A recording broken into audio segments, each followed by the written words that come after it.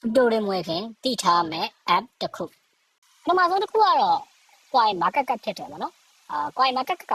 ဒီကမ္ဘာပေါ်မှာအကြီးဆုံး cryptocurrency ဈေးကွက်ကိုကြည့်ရှုနိုင်တဲ့ app တစ်ခုဖြစ်တယ်BTC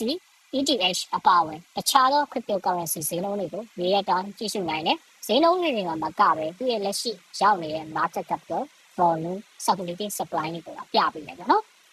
ဒါတွေပဲလားဆိုတော့မဟုတ်ဘူးကျွန်တော်တို့ဒီ crypto တွေရဲ့အကြောင်းတွေကိုလည်းဒီမှာ overview လောက်ပေါ့နော်အကျဉ်းအဖြစ်ရေးထားတယ်ဒီ coin ကဘယ် exchange မှာရနေပါလဲဆိုတဲ့အချက်အလက်တွေအပြင်ကိုမှ